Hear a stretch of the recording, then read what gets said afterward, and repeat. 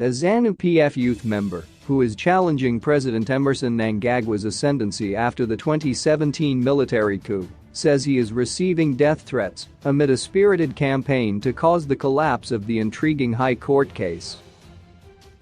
Sibath Mnangagwa caused a furor last year when he approached the High Court, challenging the way Mnangagwa was allowed by ZANU-PF to succeed the late Robert Mugabe as leader of the ruling party after the coup. Mnangagwa was recently summoned by the police for an interview over an unspecified matter. On Friday, he told The Standard that he had been receiving death threats, but quickly pointed out that he would not be intimidated to drop his court challenge or flee the country before the matter was heard. Mnangagwa's lawyer Nkabani Sithole said there was a choreographed onslaught against his client to reveal his whereabouts, with former Zimbabwe Anti-Corruption Commissioner Goodson Nguni also filing papers at the High Court recently demanding the same. Nguni, who is the president of the Federation of Non-Governmental Organizations, filed a joinder in the case on behalf of Mnangagwa in January, even though he was not cited in Mnangagwa's court application. In an answering affidavit filed on March 16, Nguni claimed that Mnangagwa had skipped the border and called on the courts to force him to disclose his whereabouts. "I submit that an inference should be drawn that the first respondent is not even within the Republic of Zimbabwe, neither is he the one attesting the affidavits considering that he is wanted by law enforcement. The one respondent is more visible on foreign media," Nguni submitted through his lawyers TK Hove.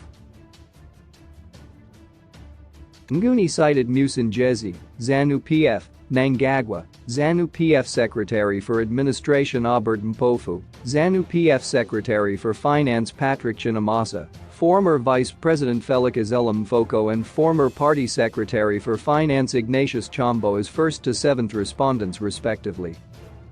Again, the first respondent must prove his actual place of residence as required by the second respondent for membership, he said.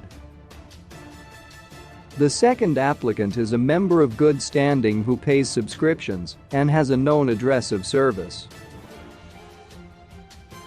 The first respondent is wasting the court's time since his address is non-existent and impossible to execute if costs are awarded against him. But Mnangagwa's lawyer said Nguni's demands were unheard of and an attempt to intimidate and harm his client so that he skips the borders and collapsed the court challenge. It does not make any sense at all. The litigant shared his address with his lawyer, and that is enough. Why would they want the address of the litigant to do what? Sithole asked yesterday. We are always in court for different cases, but we do not get asked such. We are left guessing that this is an attempt to scare him to flee the country. What do they want at his residence? Why the sudden interest in his address before the matter goes to court?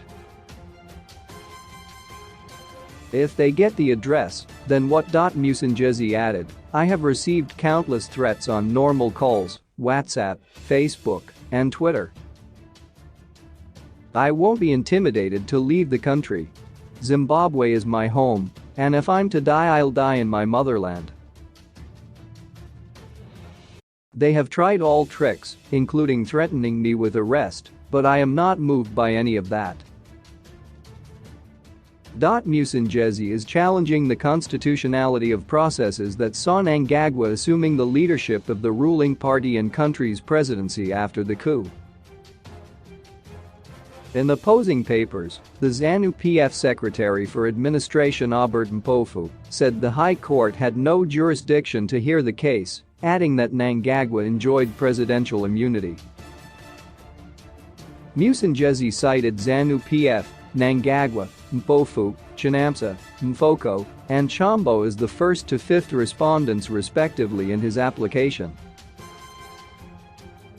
ZANU-PF is also claiming that the politician is being sponsored by exiled former Minister Xavier Kasukiwere, who has declared an interest to challenge Mnangagwa in next year's elections.